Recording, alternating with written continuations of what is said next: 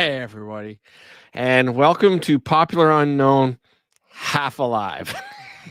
It is 6 a.m. here in beautiful East Toronto. Why am I up at this ungodly hour? Because this is my Australia show, and the young gentleman that I have on the show today, for them, it's 9 p.m. on Thursday evening, which is just awesome. And I say for them, it's at 9 p.m. because I found out that Australia actually has 3 time zones. When I think of Australia, I think of an island. It's a massive, massive continent. But in my head, it's Australia is just like a large island, but it's huge. Like 3 time zones, huge. So for them, it's 9 o'clock. There are other time zones in Australia where it may be something else. But yeah, they've got 3 time zones. It's that big. Anyway, I'm sure you all know my friend Connor. And Connor's one of my favorite Australian friends that I've had on the show because I like having people on that are passionate about paintball. That's always been my mandate for this show, is to have passionate people on the show. Connor's been one of those. So somebody said, what an ungodly hour for a paintball podcast. You are right, sir. Or ma'am. I'm not sure because it just says Facebook user. And then I've got John Shelley. Glad you're joining us. How many time zones does the USA have? I honestly have no idea. I don't have any Canadians. I was looking up Australia and I saw that they had 3 time zones because I was trying to figure it all out and I just gave up and did it the best I can. So anyway, the whole purpose of my show is to have people that are about paintball that are passionate on the show. And please forgive me, I'm still hawking up excuse me, I haven't had a chance to it's early, okay? It's flipping early. So, all right, so you know what I'm going to do? Nuts to the monologue. Let's get these guys on. That way I can clear my throat, and we won't gross everybody out. So I do apologize. But yeah, let's just get everybody on. So first and foremost, we have my good friend Connor. Hey, buddy, how's it going? Good, mate. How are you? I'm good. Oh, we got Jeff from the Booty Boys saying good morning. That's awesome. Yay. Hey, Jeff. How you going? Right. So one of the things that I've done is, because I want this to be an all Australia show, I've invited you to invite some of your close friends, and I haven't met them yet, really, other than talking to them in the green room a bit earlier. So we've got Angus as well. Hello. And we've also got Cody. G'day. Yep. Awesome. So welcome to the show, guys. And so Connor, why don't you introduce these fine gentlemen while I cough up a lung? Okay. So down below me, I have Angus Renton. He's from Gunnedah. He plays for the Eskimo Brothers, for even with Young Codes as well, and with the Noobs. Pretty much Angus is Giraffe. Giraffe. He's our friendly neighborhood giraffe. And then we've got little Codes who can just fold himself up into little tiny packages and crawl into a snake. I mean, when he stands up straight, you know, his head's only just coming up past the snake beam, so he can just casually walk down snake. I've seen him do it. It's terrifying. Yeah. And these guys have been playing for nearly 2 years now. Only around 15 months. Oh, 15 now. Wow. Yeah, Codes is new. I actually met him at a rallycross event, and they're like, "Yeah, come for a spin in my car. Come see our sport and everything like that." And I said, "All right, I'll make you a deal. If I get in the car with you and go screaming around the track, you got to come try my sport." And they're like, "Oh yeah, what kind of sport's that?" And I just went, "Oh, paintball." And they both just sort of went, like that was Code. Yeah, and Cody's dad as well plays paintball as well. So it was great getting them in and having them come along. They've both been playing in COFs for a while. Angus makes like the 5-hour trip just to come and train, or just even come and hang out on the weekends to come play. Yeah, I come have a beer occasionally. It's great. Yeah, I've still got that bottle of rum, buddy. I still have got heaps of rum. I'm waiting for the 17th, baby. Oh yeah, bring it on. I'm digging the Lady Destiny shirt. That's awesome. Yeah, good story behind it.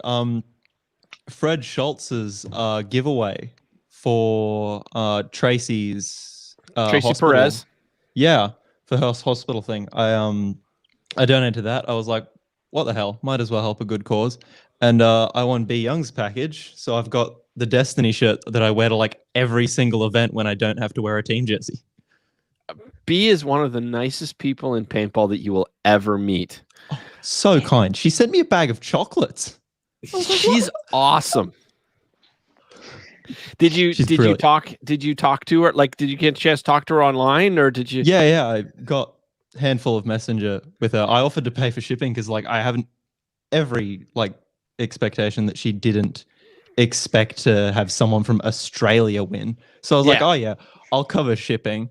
And she's like, oh, okay, sweet. What's your address? I'm like, blah, blah, blah. And she's like, oh, okay, I've already sent it and with chocolate. I'm like, what? Yeah, that's B. Yeah, she is so much fun. She is just the biggest riot, and I'm so proud to have had the chance to meet her, hang out with her, dance with her in Old Town in Florida. Like, it just like it. I can't say enough nice things about B. Another person, if you ever get the chance, say hi to Nikki Hanna. Now, Nikki is a good friend of B, and she is the captain of Destiny Midwest, and she's in Chicago. And Nikki and her significant other, Adam, they are two awesome people. And then also talk to Jessica Cortez, and she is, I believe, the team captain of Destiny Hawaii. That girl is amazing. I can't say enough fantastic things about the whole Destiny organization, but those three ladies and Adam as a token lady, can't say enough nice things about those fantastic people. I really can't. So I'm glad you're wearing the shirt, because that's awesome. Yeah. Got to rep the good squads. Yeah. So Cody, actually, you know what? So because like I've had Connor on before, so you guys started playing because Connor invited you out, which is awesome. Now, did you guys go and automatically just go out and buy your own gear, or did you like play rental? How did that work?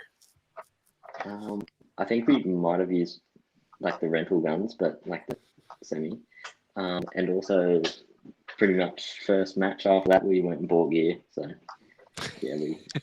you pretty well. You wouldn't believe the gun package that he got straight off the mark. Got like 2 full setups and 2 markers, like including pods and packs and pants and jerseys, and the 2 markers that they got in this package straight off the bat was an old 06 model Cyborg made by MacDev, the jersey that he's wearing, and got an Ego. Is it a 9 or an 11? It's a 10 because it's got the screw pops, not the click pops. Yeah. And that was like Cody's first gun straight off the bat was an Ego. Like, we're all just sitting there going, like, that's mint bickies. Like, same with that Cyborg. Once we got that running again, that thing just it eats people. It flat out eats people. Yep. Especially in the hands of Pete. Yep. Fastest fingers in the West. And so what was your first gear, Angus? So I have a slightly different story because I'm not local to Coffs. I started playing bush ball with just a rental group of like a bunch of my buddies. I played it once with them and I was like, holy shit, this is great. I did it again. I like organized the day, invited everyone, had so much fun. I was like, yep, I'm biting the bullet. Bought Ether 2 and a Pinocchio hopper. And I was like, hell yeah, I'm going to go out next weekend. And then COVID shut everything down. And during that period, Connor's old team, the Spice Bears, they put up a post about wanting new players. And I was like, hell yeah, put me in that group chat. And I stayed silent for 6 months until someone posted the LV that he has now. And I was like, I want that. I want it very much. Yes, I got my LV one off Angus because like got off with a mini GS. Then I got an E-Tech 5, and I was just like, they called the E-Tech 5 the poor man's ego. And from there, and because I'm like a poppet nut, Angus is like, oh, well, I've already got too many guns, so here, and organised price and everything like that. And then I got it, and I was just like, haha, I'm in Mecca. So it's just a great, like, I just love LV and poppets in general. Like, I just love that kind of evolution of the autococker into what a poppet is. So, yeah. I see. All right. I own multiple autocockers. You can't compare a poppet to an autococker.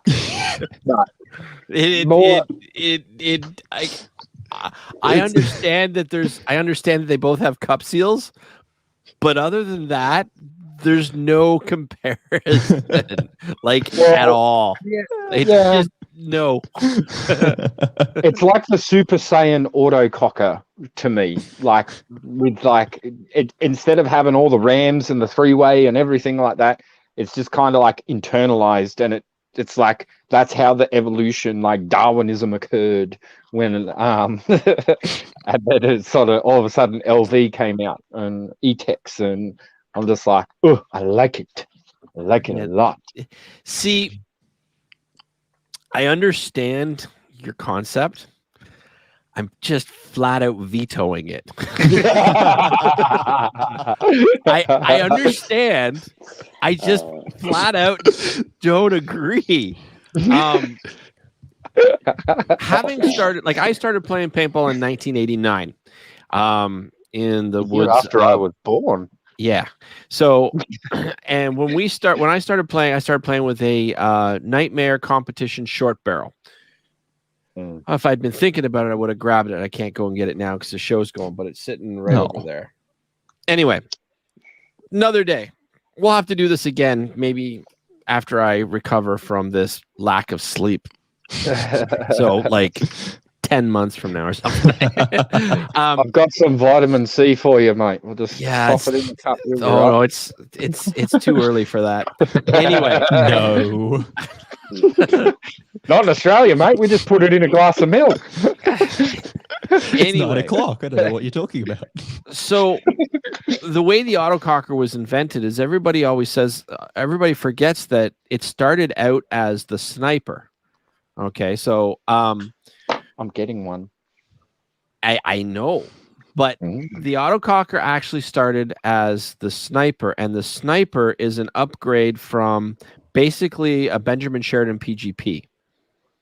Okay, because the downfall with those old brass guns were gorgeous. I can't even begin to tell you how much I loved shooting brass guns back in the day. One of the few guns that I always wanted to have that I never bought and I never will buy is a Benjamin Sheridan or a PMI Piranha long barrel, which was a Benjamin Sheridan PT-68, I think is PMI or Pursuit Marketing Incorporated hired Benjamin Sheridan to manufacture air guns for them. And then without going into whole sorts of politics, Benjamin Sheridan and PMI had a falling out, but Benjamin Sheridan was already manufacturing stuff. So they just started selling Sheridan paintball gear. The problem with Sheridan paintball gear is that you couldn't change barrels, you couldn't change sizes, you couldn't modify them easily, and it was difficult to clean. So Bud Orr, in his brilliant genius, he took the internals, essentially, of a Benjamin Sheridan gun and then put that in and then created his own bolt system. So you now had a modular framework to swap things out. And then from there, snipers were just awesome. And he literally made them with stock Thompson submachine gun wood stock vintage. So when you used to buy the original snipers and sniper 2s that had the Tommy submachine gun stock on the back, that was an actual Tommy gun submachine gun stock, like from like World War II and whatnot. It was vintage after parts, right? Now I have one of those, but my stock got stolen long before I owned it, unfortunately. But I do have one. Yeah. So anyway, but as semi-autos became more prevalent, then people like Bud Orr and Glenn Palmer and whatnot, they started putting stuff on trying to make these guns go faster. So an autococker is essentially a self-pumping pump gun. Like it's got a 3-stage trigger. Anyway, so you pull the trigger for a little bit, it releases the sear, that shoots, and then as you pull the trigger back, it engages the 3-way, pulls the back block black, and then you let go of the trigger and it pumps forward. So essentially what you've got is a pneumatic pump gun. That's like, it defies, it's its own section. It's not really a semi, and it's definitely not a pump. It's a self-pumping pump. A Poppet Ego, those are freaking machines and a half. They are not autocockers, and autocockers are not them. The only thing that they share is a Poppet, which is awesome, but they're not the same. It's like saying, wow, I love remembering that we came from Neanderthals. And it's like, hang on, we came from Homo sapiens. There's a big genetic gap, but they both walked on 2 legs. So yeah, but we don't have opposing thumbs on our feet. Touche. Imagine how cool it'd be if we did. I could show you some photos of some people from like out the backwoods from Coffs that, you know. Yes. Yeah. Cody knows where I'm talking about. So Cody, you need to get in there, start throwing elbows, and just start talking. And you guys don't hesitate to interrupt me and just go, Steve, I got to take it this way. Well, a lot of the info that you're talking about and whatnot just sort of helps like spread that knowledge, you know, across the world. So it's always good. Because if we didn't let you talk, then people would be out there thinking that an ego is just an autococker in a different body. We can't have that. It's as we say, so not same but different. So Jimmy Morrison here says, loving this with the Aussie accents, just need to get Pete Russell on now. Yeah, old Uncle Pete. I know Pete Russell. All right, well, maybe for a future show we will do that. And we've got Sean saying, I still have nightmares of the day my VM68 trigger group decided to break again. See, oh my heart. What your heart about what? That the trigger group breaking, horrendous. Okay, so remember how I said that PMI and Sheridan, they were in bed together, then they left. Okay, so one of the things that they made was one of the first semi-autos. I'm not saying the first, definitely not the first, but one of the very first semi-autos that was available was the PMI 3, which is now known as the VM68. Everybody seems to forget that it was originally called a PMI 3. Mm-hmm. I had serial number 498 of the PMI 3s, and I hated that thing. Couldn't stand it. Like, I know there's a lot of people out there that just love them. They're like boat anchors and a half, and they think that's one of the glorious things. They had like 3 pounds of metal inside. The bolts and the hammers are all kicked together, so the thing would shake. It was like holding on to a dryer that was off weight, or the washing machine on spin cycle. If you put all the pairs of jeans, like 10 pairs of jeans on one side, the thing is just like just hated those things. If you ran out of air, you could go on a bayonet assault charge with the thing and still have enough to keep going. No, not a bayonet, club. Like it was like a giant mace. Like, there was so much weight to it. And then the worst thing about it is the tank came out the front. All right. So not only were they massive air pigs because there was so much weight in the bolt and the hammer, because the thing was just like ka-chonk, ka-chonk, ka-chonk. So then they stuck the 7-ounce tank off the front. All right, which was just insane because you're now getting liquid CO2 going straight into the valve assembly. So chronoing that thing was just a peg and a half. And then I don't know what it was, but they put this short brass barrel that wasn't as long as the tank. So when you were rapid firing, the tank would literally lift from the cold. And so paintballs were literally bouncing off the top of your barrel and you couldn't shoot straight. I hated that thing. I hated that thing so much. Oh my god! It's the first iteration of an Apex barrel.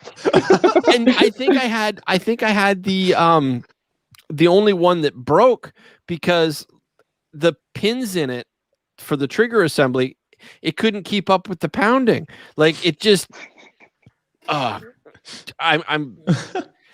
know there's a lot of people out there that think the VM68 was like one of the greatest, most fun, nostalgic, old school paintball guns ever. I'm glad mine is gone. I will never own another one, not even for nostalgia reasons. I don't even want to look at them anymore. Like, should just get one, get it mounted or something, and just like brass plaque underneath going, "This is not how you make a paintball gun," or just put underneath, "P.S. This is not a drill." I would rather have one of those singing Billy Bass things that come out and sing like Mariah Carey or some such thing every time it goes through. That would be less offensive to me. So, It's like driving a really shit car. It's way more fun. It's way more fun. Like a Miata. Miata's One of our buddies down in Coffs has a Miata, and I'll be damned if he doesn't make it to training like at least 2 out of 3 times because it just breaks. He but just texts, "I'm late" or something. That's not the Miata though. That's the owner. Like, no, trust me, it's the Miata.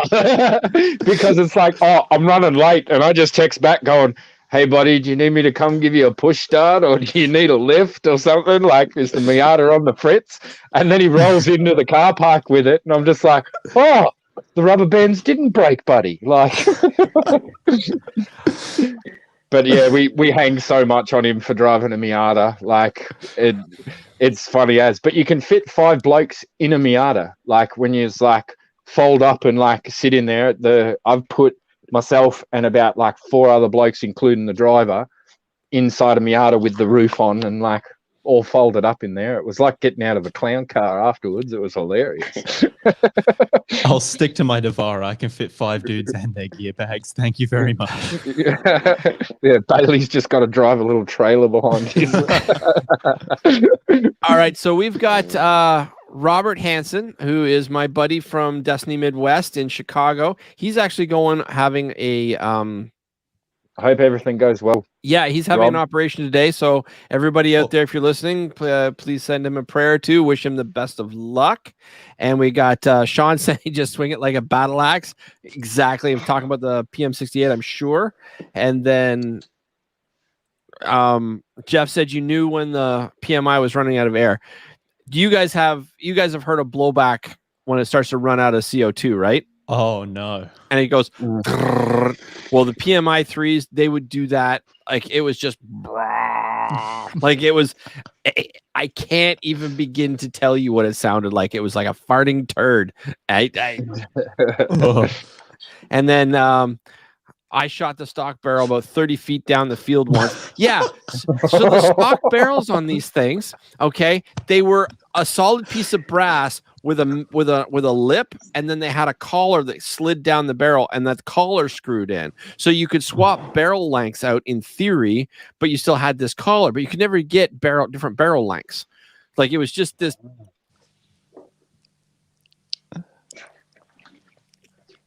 Well, anyway, I understand what you're saying. The hands. It's like, are you sure there's not Italian in your family somewhere? Because you did a lot of it, like expression with the hands there. Anyway, and Like Homer Simpson after Bart. And the funny thing is, and this is the really funny thing about all this, is that before the show, I actually told all these guys, I don't like being political and don't put anybody down. But I'm thinking that seeing as how the PMI 3 hasn't been for sale in like 30 plus years, I'm not actually bashing anything that matters. Do you know what I mean? So we're not bashing anything from today. I'm bashing things from 3 decades ago, and I think that it's safe to talk about being horrible then. I know there's a lot of people that love them, and I respect that I probably had, because I had one of the first 500, that it was probably the new product quality, and then it's like, I respect your opinion, but you're wrong. So anyway, I just want to clarify that I warned all these guys that I would mute them, kick them, whatnot, if they started bad mouthing products. And here I am bad mouthing the product. But my defense, it's 3 decades old. So it's your show, boss. All right. Okay, we got Jimmy Moore saying, and man, I love the sound of an old autococker just ripping. That being said, we really had to personally attack mechanics and text bringing time around on a marker. Yeah, my brother has a saying about the autocockers, and when you get yours finally, you'll understand. But a well-timed autococker, he says, sounds exactly like bed springs. He says, you hear that noise, either you're one way or the other, you're getting because it's like anyway. That's okay. One more motion, please. And we've got Eli saying good morning from Canada. Well, yes, good morning from Eli. Canada. If I didn't say it, Eli, by the way, is one of the main guys behind the Ontario Paintball or Airsoft Paintball. Oh, what's it called? It's the APOA. And there's so many vegetable soups out there. I can't remember. I think I had stickers floating around here somewhere. Sean Haplin was just saying in the chat too that he goes, I'm just going to have to run my XXC when we get out next just to harass you for a bit. Yeah. Sean lives about 2 hours away from me, and I've really enjoyed talking to him over the last few months, and the guy's a riot. He has a little tech thing that he does for the fun of it. Cool thing about Sean is he actually gets old aftermarket paintball guns, not aftermarket paintballs. He'll get old paintball guns. He'll fix them up and he'll give them to kids, sort of like the Battle Buddies program and whatnot. But he helps out a lot of players. He's also the coach of a D5 or D6 team called the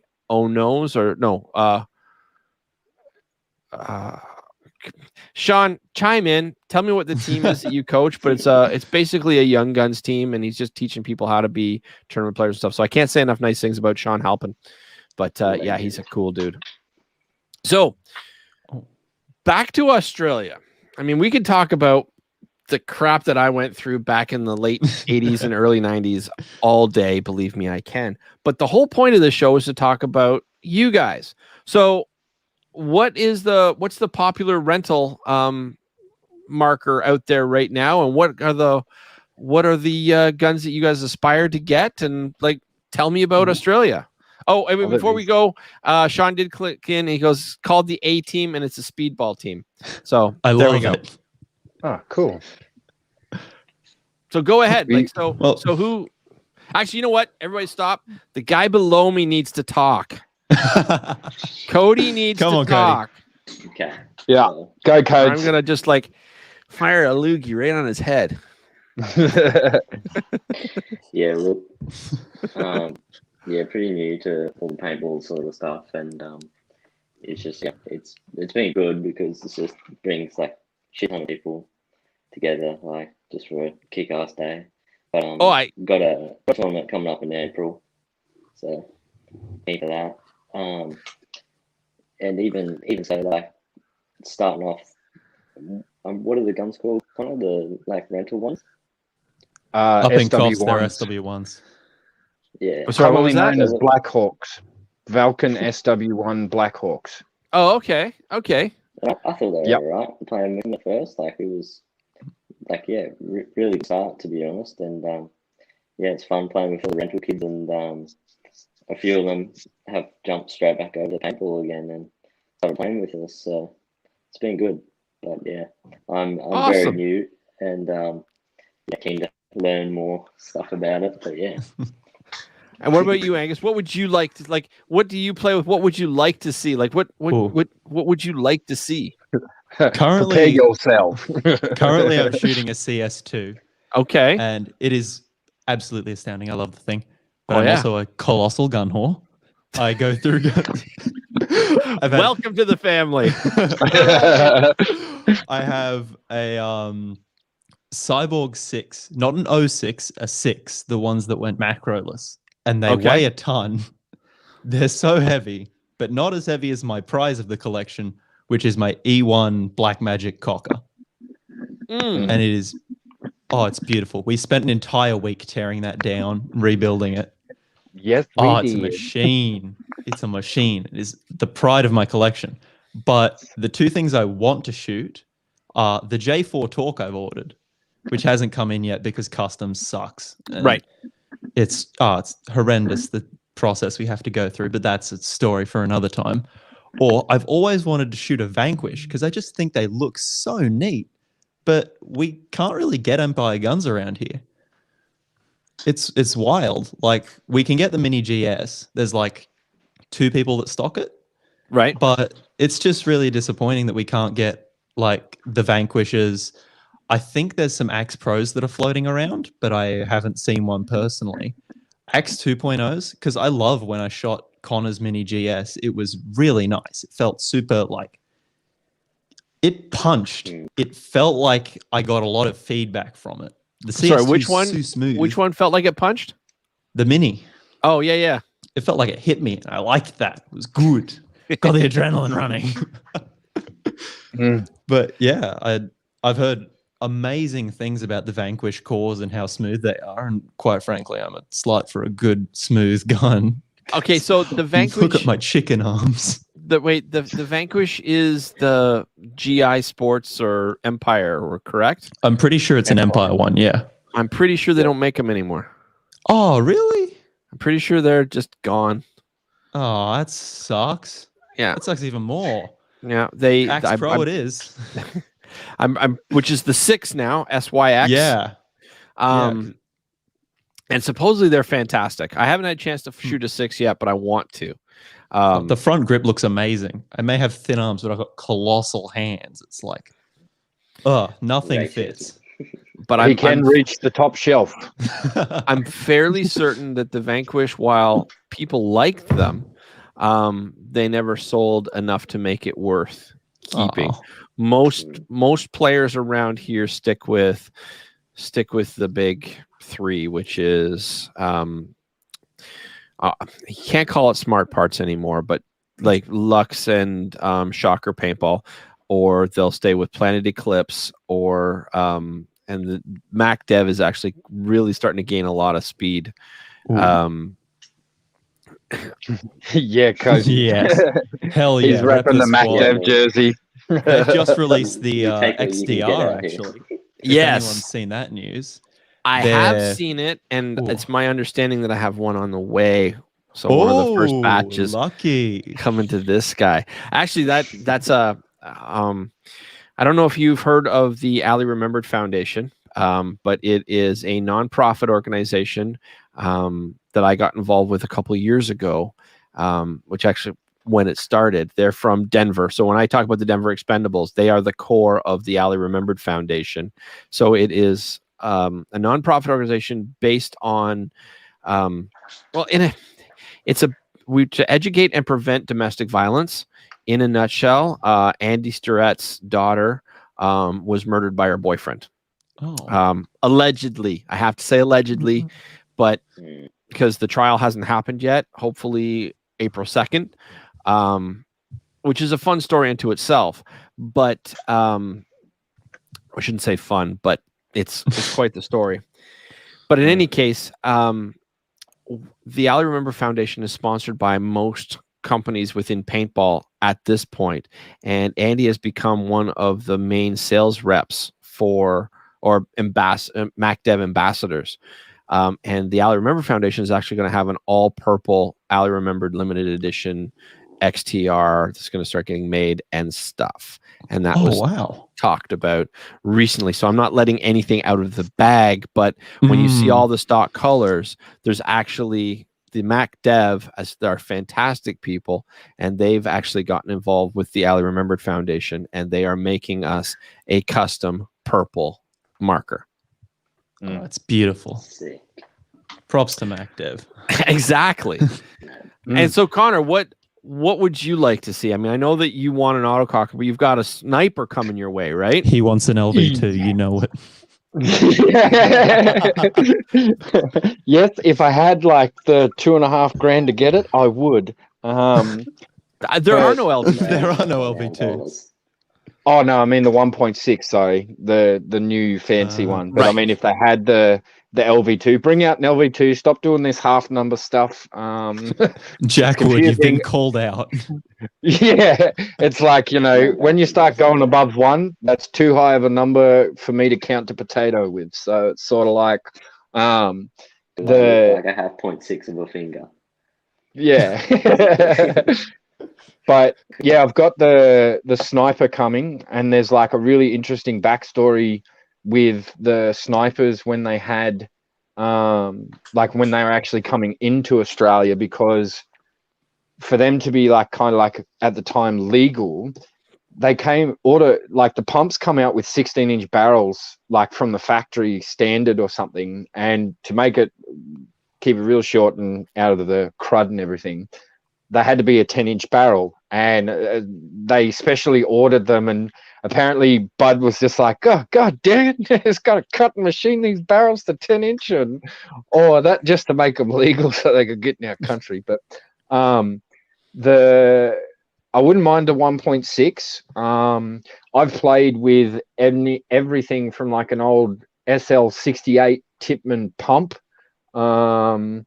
to like Tipman A5, Tipman 98s, the Pro carbines, and the SW1s, which is just a 98. But yeah, like, of course, autocockers is like, I want Bill Bailey's shed in my house. Like, I want to be able to just rack after rack in my house of just like all the different kinds of autocockers and just paintball stuff everywhere. But yeah, LV 1.6, or even perhaps one of the new Mac Devs that are coming out, especially to do with the Ali Remembered stuff too. Like, Mac Dev is an Australian company. It started as an Australian company, so it's sort of still like, is owned Australian. Yeah. So it's sort of, yeah, get a bit of our history, and that I wouldn't mind having one of those to the collection. But it's like I couldn't shoot the 06 model Cyborg because that thing's dangerous. Especially like it's dangerous because you can't keep enough rounds in the hopper to keep it going. It's just like you start this thing shooting and it just mind of its own. Like it's literally like that epitome of like, go gun, shoot, and just like yeah. Wait, what? Just hands free. What gun can't you keep enough paint in? The 06 model Cyborg. It's one of the really like the old school MacDev poppets. It's like you can't keep it fed enough.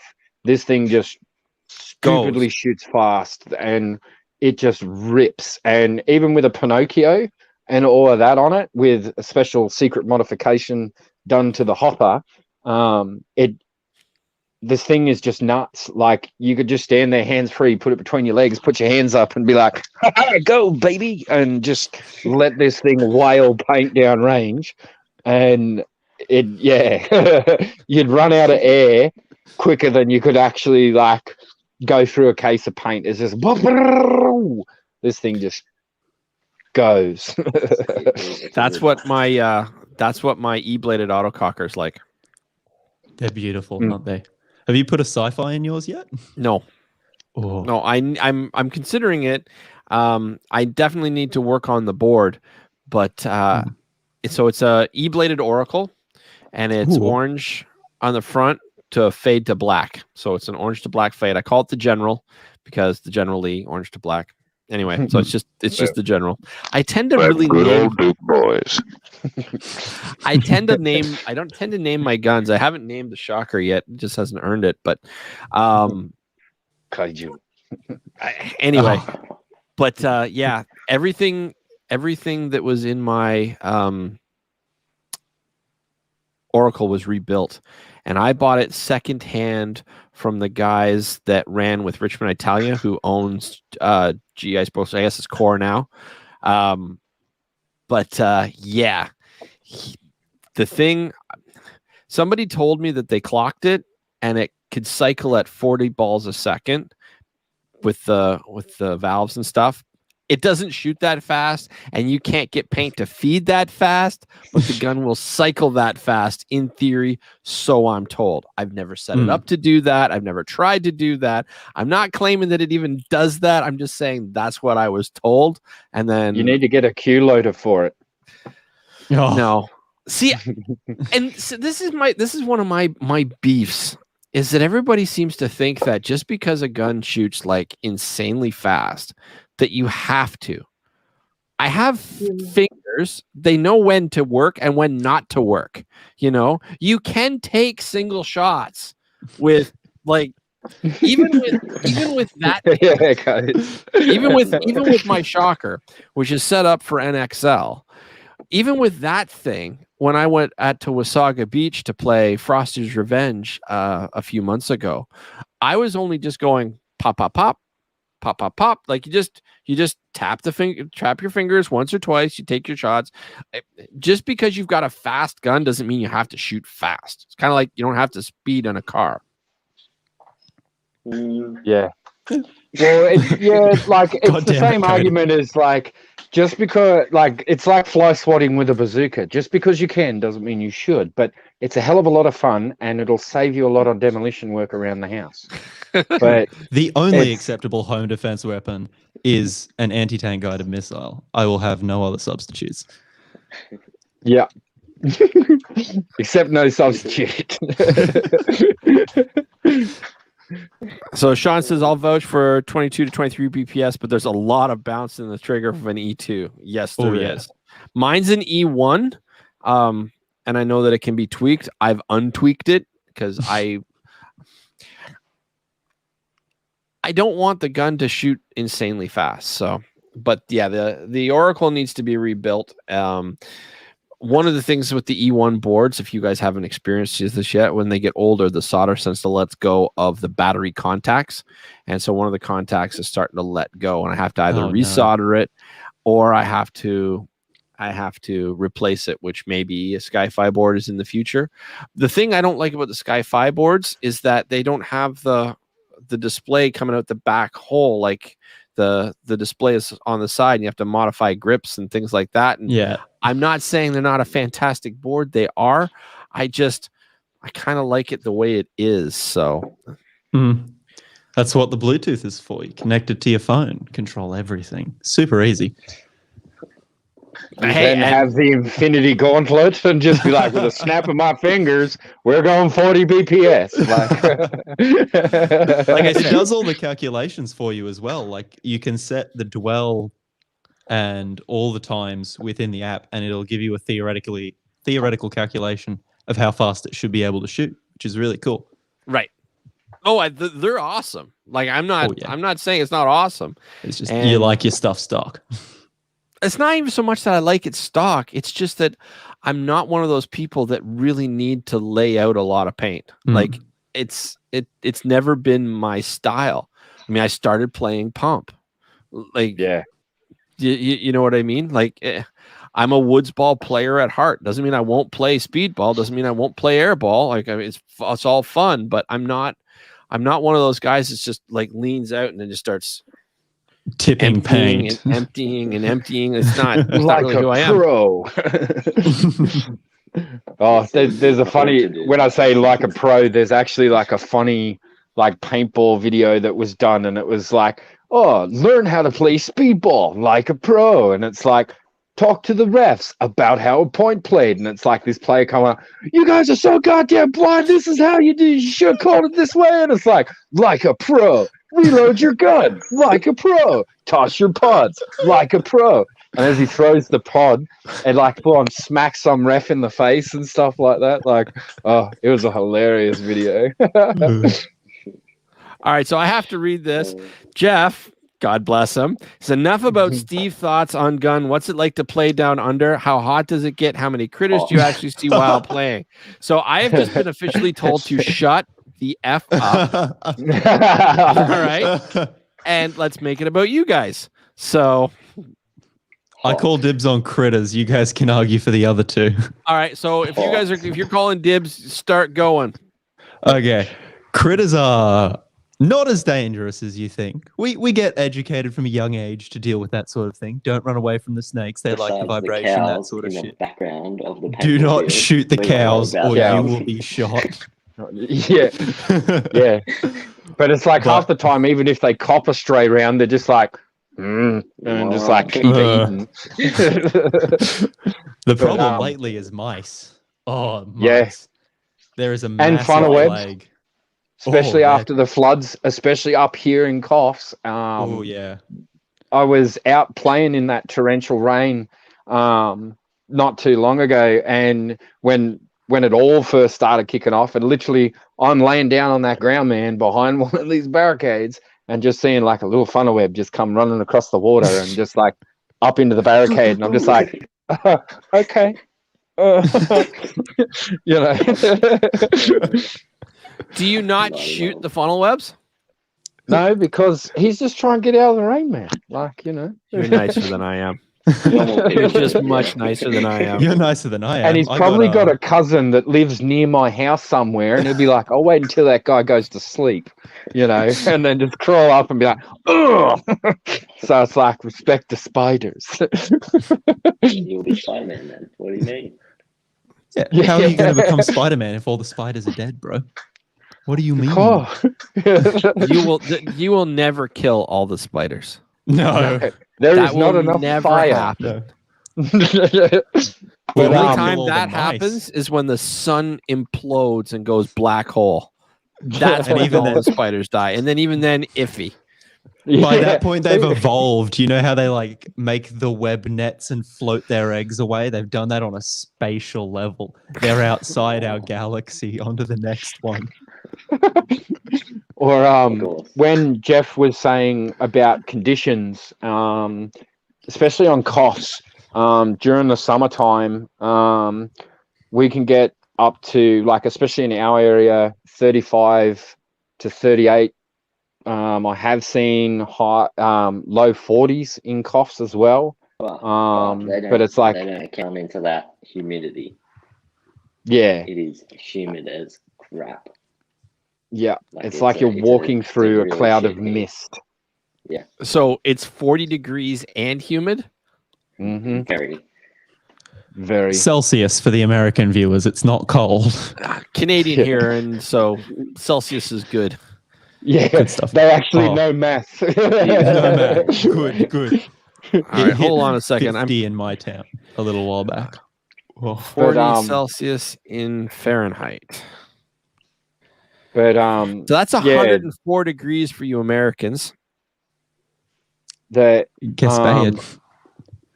the conditions, like I've even played in a lot of those kind of high temp stuff. Like most of us know, even though we might be absolutely smashed off our bounce from the drinking the night before the tournament, that it's sort of like we're buying shares in Gatorade and Powerade the next day, and that to just continually hydrate. Otherwise, 5 minutes out running around, if you're not hydrated, you're just like, it's like you will become a barricade, or you'll like pass out on the barricade. Yeah. Yeah. There's a bottle lifting of your water mask for and- every pod. We'll have to get we'll have to get you guys some transfuse out there. Oh, it's so Yes. Ooh, good. please. It's Yeah. so good. Do you guys know what transfuse is? I do now. I've heard. After when we were on for your St. Patrick's Day Leprechaun special.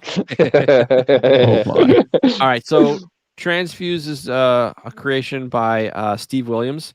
Good Canadian boy, by the way. But it's the new drink that's really making its rounds in paintball right now.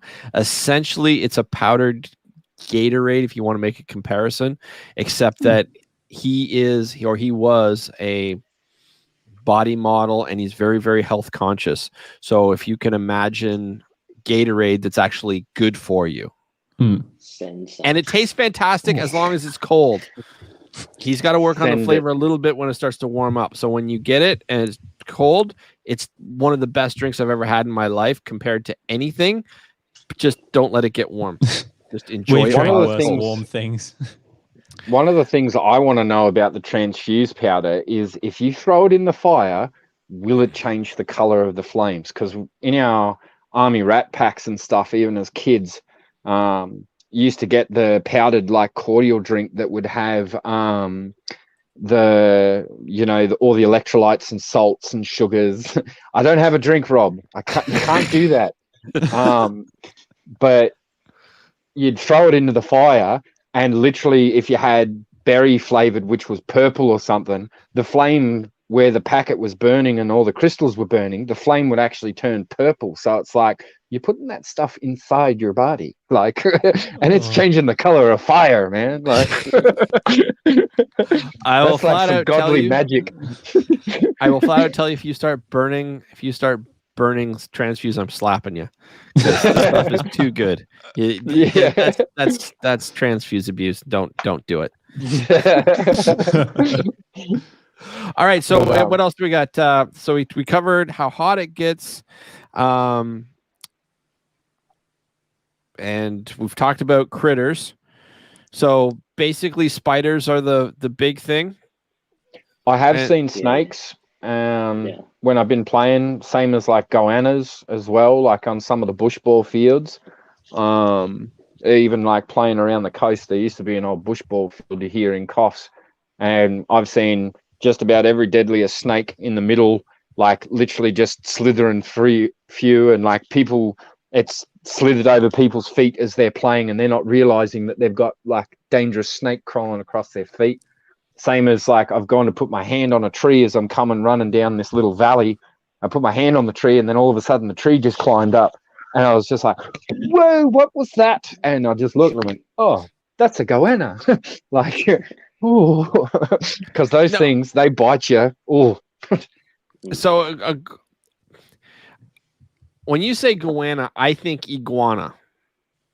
bigger than an iguana. Like, so way bigger. It's its own creature then. Okay. So Yeah. let's say iguana is forearm and hand. Goanna Komodo is dragon. this. Yeah. The more They're than good size of eating. your They're leg. very tasty. Yeah.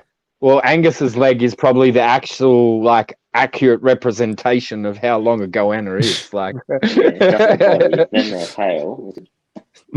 yeah. Cody is the leprechaun of the team. I am the Bigfoot. Yeah. Sasquatch. I can't crouch. I crouch behind a small tower. I've still got this much above on my knees. How tall are you? 6'4". All right. Yeah. Yep. He All can right, so just, like, peek through the window of, like, a big W in the middle of the field and just be like, you know. So Sean cool. says, is Well, there still that 6'4". zombie box of paintballs available down there? I have Oh, no the dead idea one in what he's Connor's talking living about. room. Sorry? The dead one in Connor's living room. Yeah. No, not that one. The zombie paint, I don't know of that brand. That might be a bit older than us combined. Okay. But I think the oldest paint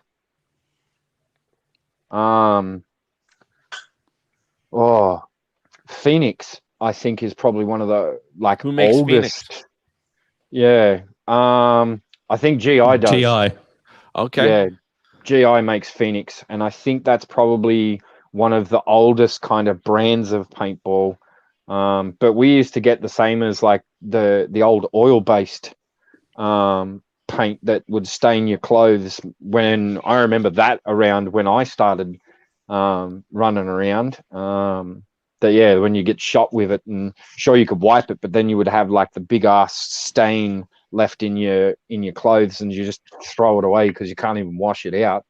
So that was the old, yeah, because we stopped getting the oil based in the late 80s. That's the one thing I never had to play with. So I guess while you guys in Australia, you guys were using the legit stuff for marking trees and cattle. Yeah, you throw it in the bin. That bin gets put on a ship and sent straight to us. Yeah. It's like old tech is like something new to us. Ooh, I don't know about zombies, but I know the Killer brand has like skulls and stuff on it. I'm pretty certain. Sick. Their plague That's paint's that- really nice. The green is so good.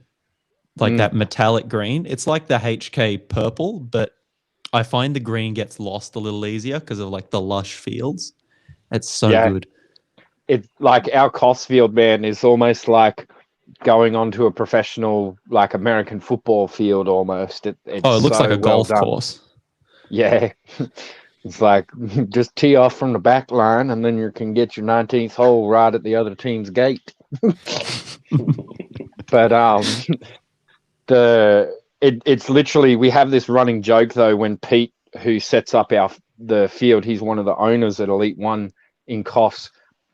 Whenever I come down and I first see the layout of the field, I go to Pete and he'll be off yonder somewhere, and I'll be like, "Hey Pete, is it Adidas or a Croc measurement this time?" Because he'd wear size 9 Adidas and a size 9.5 Croc. Like, you know, them rubber sandals. I don't know if Canadians have ever heard of Crocs or anything, but we've heard of them. Literally, you know, when you do the sobriety test where you got to heel toe, and walk in the straight line. That's how Pete measures. That's how Pete measures out the distance between the barricades. Is like he'll either heel toe it with the Adidas jogger or the Croc, and then we ask him, is it the Adidas or the Croc measurement? Because then that's how we can kind of loosely figure out, you know, spacing between barricades and whatnot. Or we'll go and grab the shoe and put it down and, like, you know, mark it. But yeah. So that's how we walk the field. So what do you guys do that's different? Oh, we lost oh no, Cody again. Oh no, Cody. He comes and he goes. He'll be back. He just has to click on the link. So what is what? It's still early for me. I've caffeinated. But it's still 7 a.m. and I've been up since 5 a.m. So forgive me if I'm not superstar material at the moment. What would you like the world to know about Australian paintball? Like, and I know that sounds like a very vague question, and it is, but what do you consider special about you in being in Australia is different than from the rest of the world? I'll let you go first, Angus. You're just trying to stall time till you think of something, you bastard. Hot potato. He has thrown me the loaded gun and asked me to put it against my head. All right. Well, I'll buy you a little of time. With Canada, we get a lot of snow, and so we tend to play in extreme weather conditions regardless. So even when it's snowing out, we may not play as much, but we will play in the middle of a blizzard. Like, we literally had a tournament back in the day called Blizzard Ball because we had it in the winter time. And it was all snow snakes and ice balls. So that's when we want to play. Snow snakes? It's a figure of speech. It's just stuff under the snow that'll catch you and make you trip. Oh, okay. I was like, that's cool. Yeah. You know when you step on a twig and it flicks you in the back of the ankle? Yeah, that. But in the snow. So Yeah, so that's a snow snake for us. Is it's when you're out in the woods and there's like fallen logs and branches and things like that, and then you got snow coverage. So you'd be running, all of a sudden in the snow, you trip and you're face first into whatever. So yeah, so That's my Jaguar skin behind me. Yeah, Rob's I've said Jaguar skin. I'm guessing it's probably not. No, that's my like cow, and then on the other side is my camo net that I'm trying to camouflage the ugly yellow wall behind me. But the I suppose like the real big thing about Aussie paintball, for me personally, is more like it's a different, like we always say about like that whole family thing. It's like you could be a paintballer from the other side of the world and come over here, and it'd just be like the cousin that you haven't seen for 6 months, even if you're meeting them for the first time. That whole family side of things. But it's like, I feel for us Australians, when we get our overseas blokes, it's kind of like we're the mischievous cousins that usually burn half the backyard down while the adults are trying to eat dinner. And that's what we get our American or like Canadian brothers doing, instead of like whilst even playing the paintball. But it'd be like, hey, come over here, man. Like, I'll show you some cool stuff. And like, even like off the field too, it's like a completely different atmosphere at our tournaments. Our temperature wise, like we play all year round, even through the winter. It's not like for our soccer and football over here where it's like mostly soccer and football's played in wintertime during the cooler months sort of thing. We play constant year round, but we kind of get in like that temperature climate stuff, is that sometimes we can have like 4 seasons in one day. Right. And it'll catch you off guard real quick too, because like 1 minute you'll just be like clear blue skies, you'll get that nice cool breeze that's like, oh, that's cooling you down. And then all of a sudden the dark clouds come over, then you'll get the hailstorm. Then like golf-size hailstones will come down, then it'll rain, and then it'll go back to being sunny again. And you know, that's sort of just the role of it. But in a lot of aspects too, I feel that Australian paintball is very much the little brother to American and Canadian paintball, in very much like we're very limited as to what we have or what we can get, because the 2 biggest players in Australia is HK and PE, and that's about it. Like that DLX is selling a shitload lately. Yeah, well then also really DLX, good. But HK and PE for playing gear, equipment, pods, belts, masks. Like you've got a bit of variety within the mask sides of stuff, because we can get push and all of that, but it's like things like JTs even that are like making that big comeback.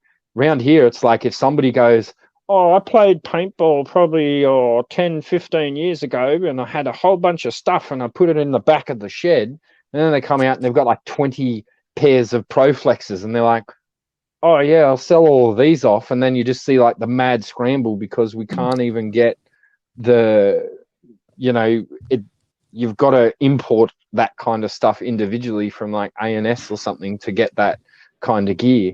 And 100%. Like I've been trying to hunt down an auto mag for myself for like the past 6 months. They don't exist, and anyone that has them doesn't want to sell them because they're rare as balls. And see, I can get you the auto mag. We just got to get somebody that can send it to you. That's the issue. See, I know a guy. Yes, we know this guy.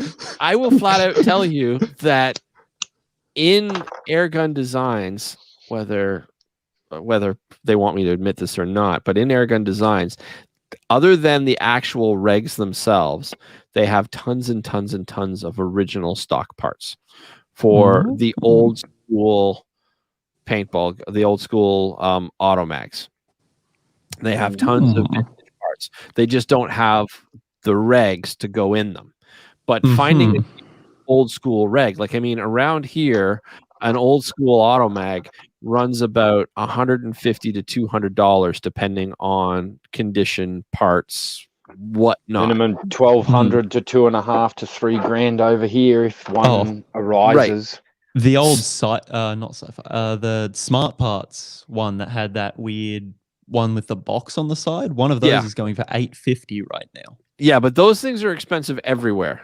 Really? Yeah. That I don't know why the Magic Box is. I don't know why the Magic Box. It's a scam, quite frankly. But I don't. But people want it for nostalgia reasons. But yeah, automags are actually very, very hot right now around the world. The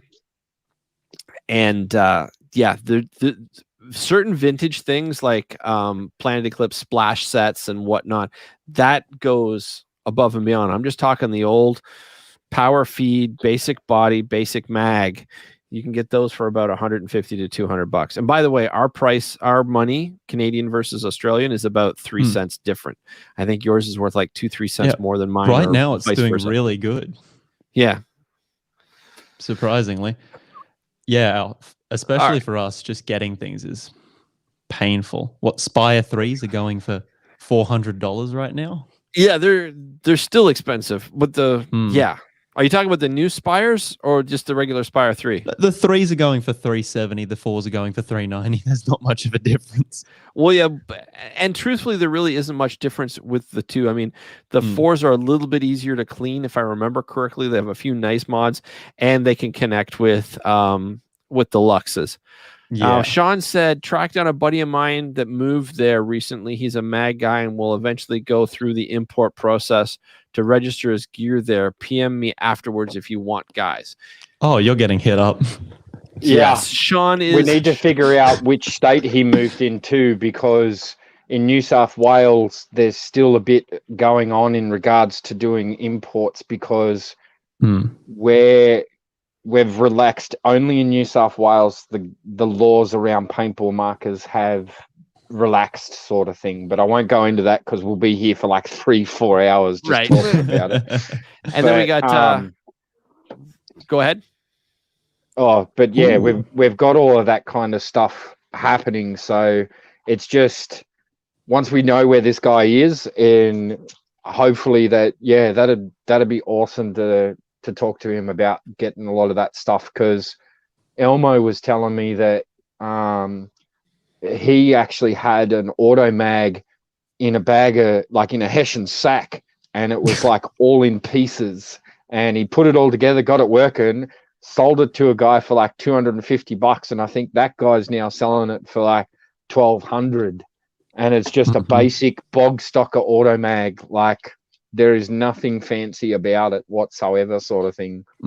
You're dead on, Sean. The firearms laws make it insane to do anything around here.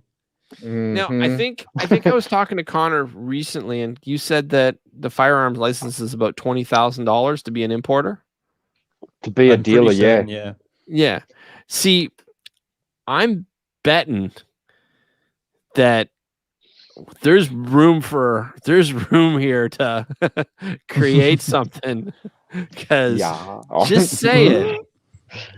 Because like it's ridiculous, because federal over here overrides state. So even though if it's relaxed in state, you still have to have the federal licensing, which is normally like a dealer's permit to be able to then reach out and import and do all of that stuff. But there's something about some kind of little thing that's being changed in regards to venue permit holders being able to sell markers and do the transfers and dealing and everything like that. Like, it's going to be the federal equivalent, but state, basically. So once that happens, or if we've put our little noodles together, that I'm definitely picking up what you're putting down, Steve.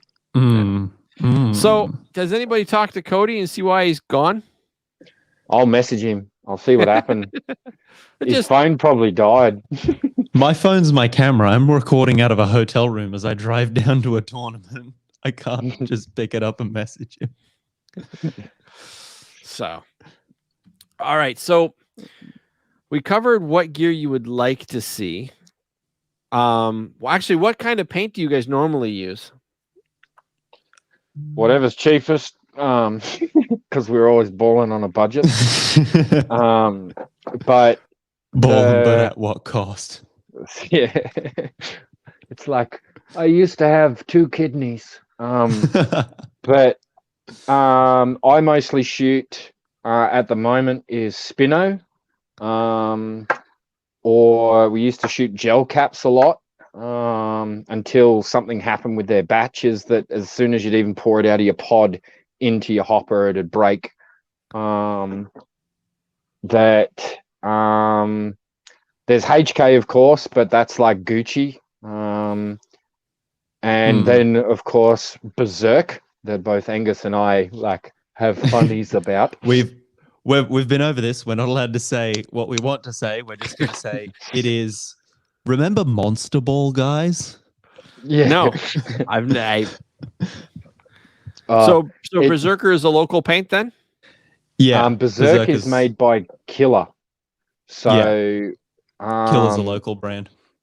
They make Plague as well. All right, now is Plague and Killer is their Berserker like basically their white box paint? Killer's the brand like HK, and then Berserk is basically the 1-star, and Plague is the 5-star. Okay, so that's not bashing their paint. That's just their low end field paint. It's the way it goes. Right. Well, the Berserk, if I got shot with it, I can pick it up off the ground, put it back in, and then shoot it back at the guy. So it's field paint. I gotcha. Yeah, it is. And Connor's had many a dazed moment after getting hit with this stuff. But I still kept playing. Go ahead. It's like, sure, there was like probably more people on the field after that, but at least if I put that much paint in the air, someone's getting hit. Like, shoot the spiders, I'm saying. Burn it with fire. So Berserker is field paint and a home defense option. Got it. Yes. Yep. I have seen it ricochet off a direct hit, like coming straight at a wooden board and just bounce off, no break. Yeah. See, well, that actually brings up a point, because I've seen Marbleizer do that. RP Schreier Marbleizer back in the day. We were blowing bark off trees because it just wasn't. And the problem was, and it wasn't that Marbleizer was bad. Marbleizer was fantastic paint. Can't say enough nice things about it. But it was old paint and it hadn't been stored properly. So if you guys are hitting 40 degrees Celsius, that brings up and humid, that would turn any paintball into either a American football or dimple it up like a golf ball or a little bit of both. What do you guys do to keep your paint usable on the field? Like, are you like us and you keep them in coolers so that they're, and when I say cooler, I don't mean actually put ice packs in, but just no, use we throw it in the esky. Yeah, so that's what we call coolers. Okay. Esky. Yeah. No, I've left my gun in the sun. Sometimes with it doesn't matter. Like, even with some of the other paint, like other paint brands, without being like brand specific, sometimes if it is out in the sun, sometimes it shoots a little bit better. And then sometimes it's like it can be a lot worse. So it's sort of sometimes like temperature for us, it's just like, oh yeah, if your ball's swollen a bit but it's still going down the feed neck, just change up your bore size and just keep shooting it. Like unless you start seeing like just snot coming out the end of your barrel, then it's just like, okay guys, we better go and cool our paint down a bit. Like, I've seen guys that have had we call them like Waco fridges that you can put in your car. and they can be like a freezer or just like a standard fridge. Right. And GC Blade, when they were at one of the tournaments like a year or so ago, they used to have like this old kerosene fridge, like one of these original old like 1970s Waco fridge things that ran on no kerosene. idea what a Waco fridge is. To me, I hear Waco and I think Texas. Yeah. So imagine opens from the top on a hinge, but it's just like a portable fridge, basically. You can throw it in your car. It's got like cloth wrap around it to stop like the outside getting scratched and stuff.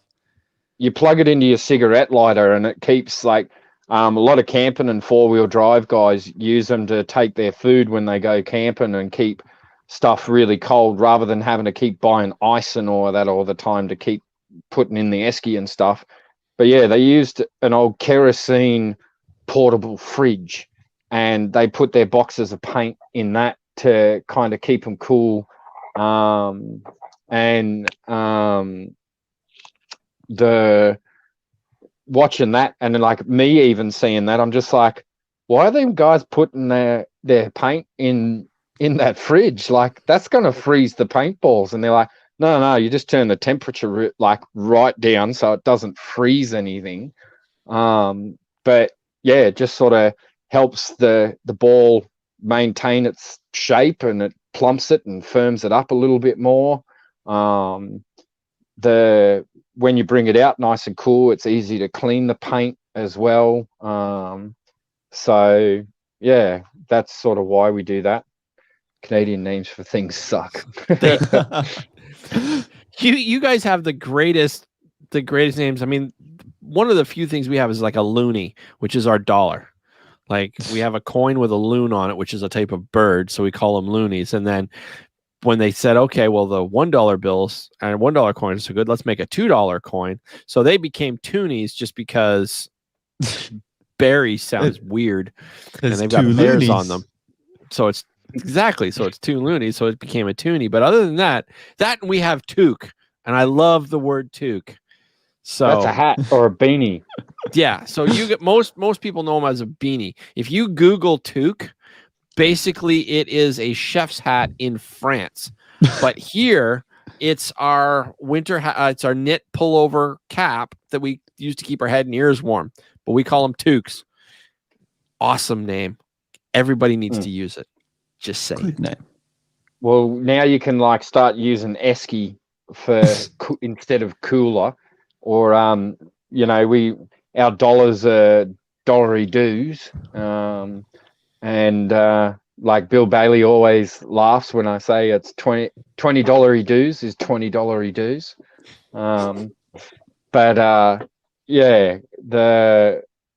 We kind of shorten things like Barry, Bazza, and Sharon, Shazza. Is that actually shorter though? Because they have the same number of syllables. Yeah, it's more like it's like the Australian patois, No, I don't know. That's the problem here. We just changed the names. Like, we have things called bogans, and that's our rednecks. Bogans. Yeah, that's our rednecks. That's our rednecks. Oh, okay.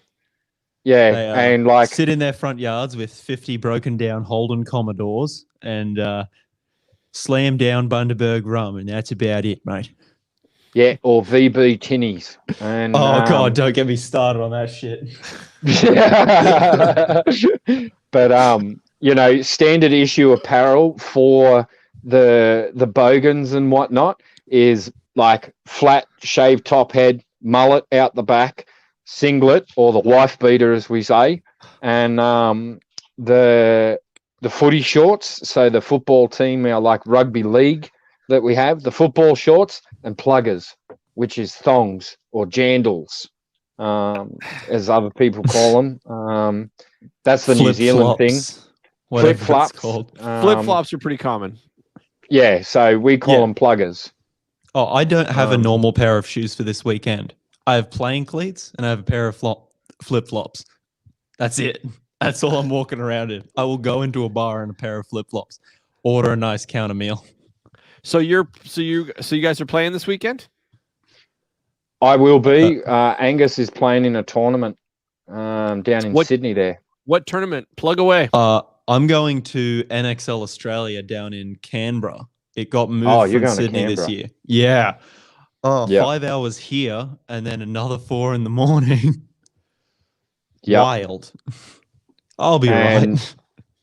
Yeah, and then Angus is coming up to Coffs to play in our April tournament, which is the first rush tournament since COVID. And it's a 3-man. So, and NXL in Canberra is 5. 5, yeah. Yeah, 5v5. So, and the week before you guys, I'm playing in a different 3v3 in the opposite direction. So I'm getting where are you going before us? Hartley. Oh, yep. I know where that is. That's going in the Fireball near Lithgow or something, isn't it? Yeah. Yeah. So what team do you play with? I'm playing with Eskimo Brothers Avalanche this season. That's one of their AMS teams. Oh, if I could pull up the picture of the jersey for the year, it is this beautiful, like silvery white. Oh, so good. I love it. Oh, yeah. PB Athlete. We need to plug PB Athlete. That's our cousins from across the ditch that make these jerseys. So when you say across the ditch, are you talking on the other side of the ocean? Yes. No, New Zealand. Oh, okay. There's a little ditch of water short ocean, but yeah, it's just across the ditch. I saw Nebs just said mech tournaments growing in Australia. Yes, quite a lot. There's usually it's 10-mans at major events. So Queensland Cup, which is the up north one, opposite direction of the way I'm going. They host 10-man hyperball, mech only. There's going to be one in Sydney, I'm pretty certain, isn't there? Yeah, Library's doing a mechanical only tourney, and I think so's Camden and another joint are doing a mag-fed one as well, like a mag-fed only tournament. The Bushballers are putting together a lot of mag-fed stuff. There was a pump one in South Australia actually a little while back, which was pretty cool. Yeah, pump only. I just played actually one of the coolest events I've ever been at. It was a 2v2 and they copied the field directly from Call of Duty. And so we played that one. It was capped at 8 BPS because I shit you not, 20 teams, we kept it capped because of COVID, so 40 people. 16 of them had never picked up a paintball gun before. And they were scoring points against the people who had, simply because the idea of the field was so foreign. It was like closed off. It felt claustrophobic. You didn't have the big sight lines and you just lose people and get shot out of nowhere. It was so much fun. And yeah, so it's capped at 8 BPS to make it fair. We still got fucked a fair few times, even the pros did. And I played the entire day with my EMF 100. Which nice. Sweet. I didn't put the mags in though, because I saw like the first match play and I was like, nope, I'm not getting run up on with only 20 rounds. I think my favorite version of paintball was open class pump. Like right when there was this period of time when pump was going to semi, but everybody still had a lot of pump guns, and like there was a big push to try to have pump only days because a lot of pump players thought the semi was too. It was the same argument, different decade. But there was a time there where you had the constant air, which was the big bulk CO2 tanks, and you had the Revy loaders, and you could modify your pump so that it had nice, smooth, clean action, and I was just more fun, I think, open class pump. I'm not saying I don't love my new mechs, and I'm not saying I don't love the new stuff, because I do, sitting right there. But I honestly think that my golden age of paintball was open class pump. Is there a time, or is there a way that you guys prefer to play? For me, I miss our bush ball. Like, especially just locally, we used to have a really, really awesome bush ball field. I like that more so because of the pace and the way that the games are played compared to the speedball. Because it's like, sure, you can change field layouts and setups and stuff, but I love the woods ball just because it's like you could just disappear into the field, you know. And there's just so many different other ways that you can play that kind of game. And I love a lot more of either playing with just like the commercial brand of mechanical stuff, like either 98s or A5s and stuff like that. So that's something I like, but I even love the high end mechanical class, like the autocockers, or even like the pump class stuff. But like that stuff was a bit before my time, sort of thing. And that's something that I'd love to see come out into this country even more so, a lot more of that mechanical stuff, and even bringing back the woods ball aspect of, like, from even watching the John Amadeo's Paintball doco and how it all started, bring that back. We have a saying in Australia of like, bring back the biff, and a biff is a fight, like a Donnybrook, Yep. And that kind of fight or like stuff was like, that was paintball. Dudes are walking off, sure, they got goggles on, but they might have to go sit out for like 20 minutes and go to the medic or something and have their face stitched back together, or finish pulling a tooth out of their head, like bring back the biff. That stuff is what needs to come back too. Yeah, I can do without the scraps. My best friend Jimmy, James. I'm allowed to call him Jimmy. Nobody else is. But my best friend James, he'll agree with you 100%. I was at a tournament once, and there was a whole thing about who was beacon and whatnot, and I just called James up. I'm like, dude, here you go. So it's like 5-on-5, and my whole team just sort of went back, and he was just like, one man, and they're like, what? And we're like, he doesn't need us. Have fun, guys. And they all just sort of looked at each other and like, and they ran. And I'm the best fighter in Letterkenny. James is a very impulsive guy, super smart, and he's been my best friend for 30 years. So anything I say with love. But when he was in high school, he was a bit of a hothead, and he went to a rougher high school. And people were scared of him, flat out. They were scared of him. And so his parents, thinking that he needed an outlet, started putting him in martial arts training, which makes perfect sense. Yep. But ultimately, what they did was they just made him meaner. And he would get to a point in martial arts where in whatever discipline it was, where they started saying, well, you need to go to black belt and whatnot. And he's like, nope, not doing that. And he would quit, and he would go to a different discipline. So he was mixed martial arts before mixed martial arts was cool. I'm thinking like a Patrick Swayze out of Roadhouse kind of dude. Yes, except I would say that Jimmy would say Patrick was a bitch. I gotta be honest. For the fun of it, or yeah, I gotta be honest. There were times where he got really, really angry, and he was like, I gotta go find a rough bar. And he went off, and we were dragging him out, but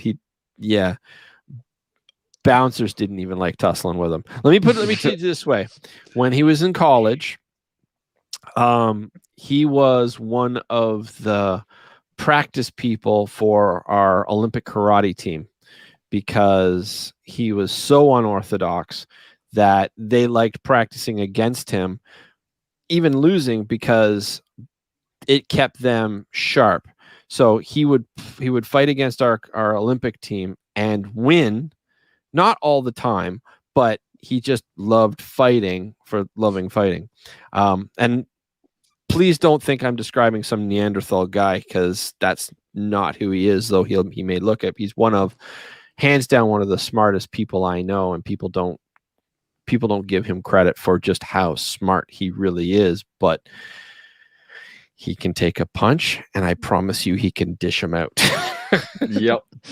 So I love that guy so much. And I keep saying, dude, you got to come on the show. And he's like, yeah, maybe someday. Fucker.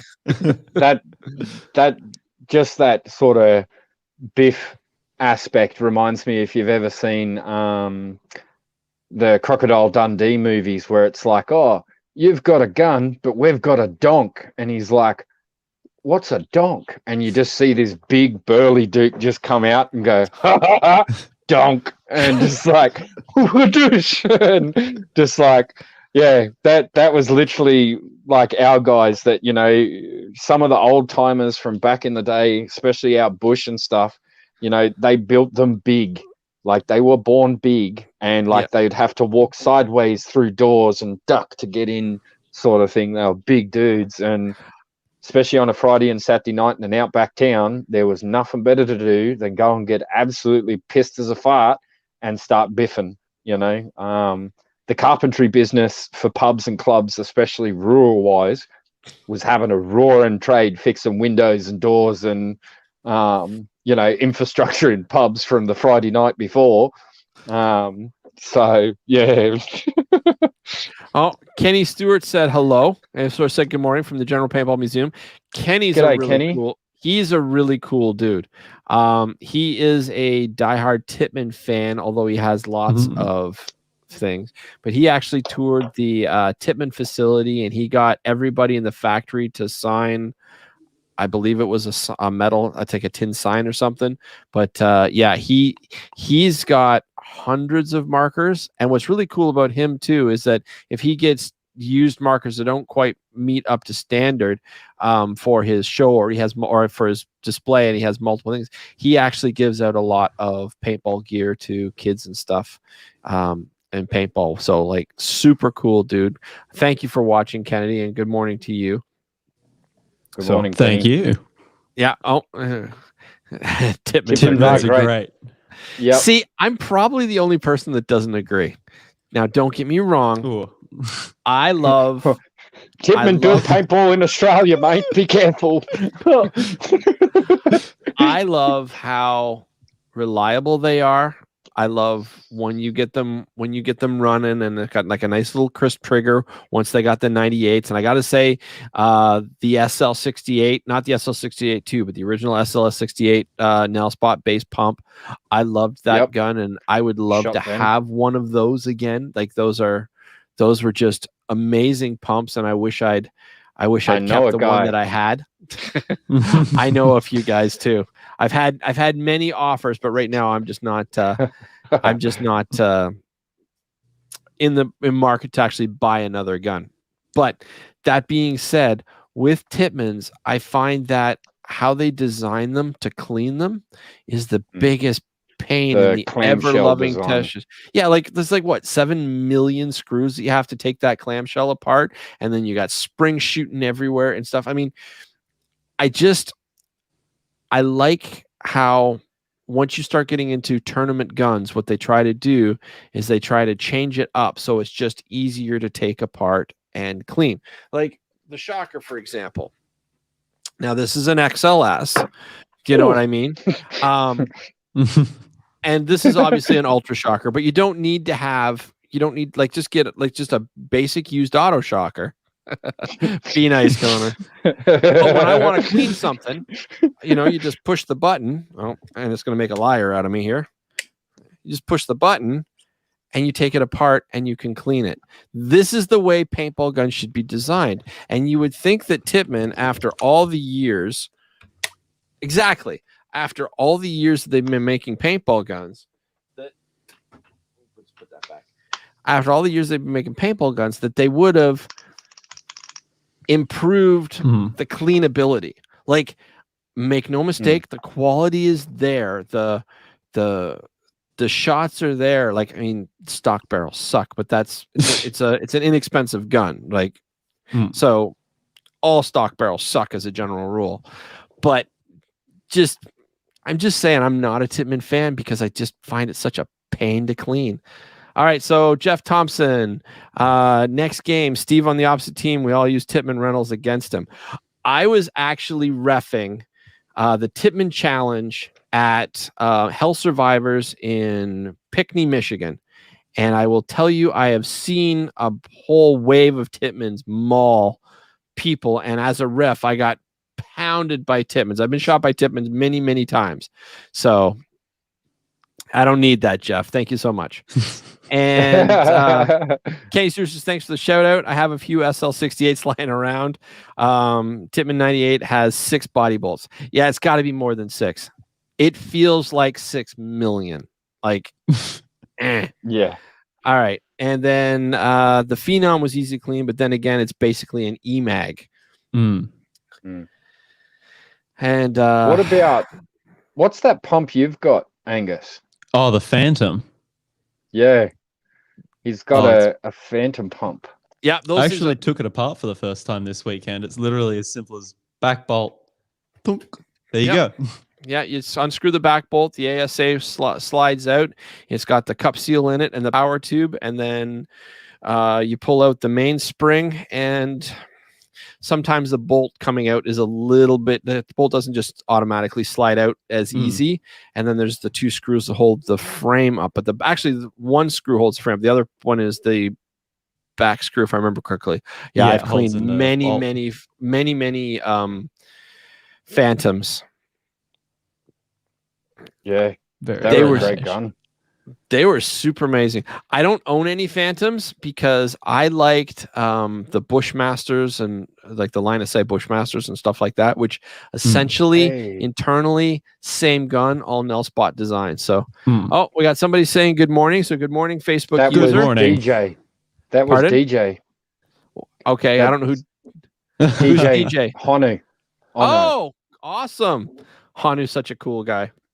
Yeah, I remember having like quick chat with him, like just through Messenger and stuff. Awesome dude, like, and watching him on your show too. That was great, and hearing just the history of living legends and stuff like that. That was cool.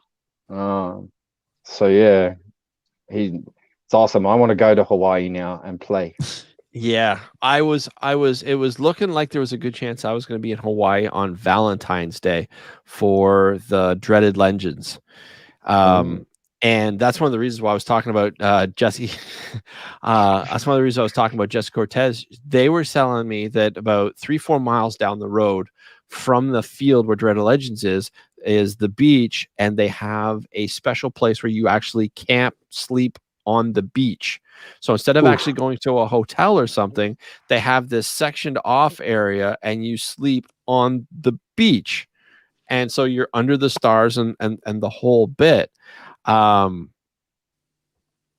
can't even begin to tell you how cool that would be. Now, I'm not sure if I would want to do that because in my head, all I can think of is mosquitoes and malaria. And do I want to sleep out on a beach and get attacked by tropical bugs? So what if a turtle bites your balls? I'd be more scared of that. I'm not so worried about turtles, but it's a good place to lay an egg. So if that's Hanu saying if you can ever make it to an event, Connor, it's on me. So you I just replied. You just gotta fly there. I'm bringing Angus. I'm gonna put him on his carry-on. Just put him in a surfboard bag. Just that way it's cheap. Do you have anything to declare? Angus, oh hi, and I'll just be like, that's a guy. No, that's my surfboard, mate. That's an Aussie surfboard. An Aussie Malibu board. By the way, while we're talking about Hanu, I'm going to give myself a shameless plug.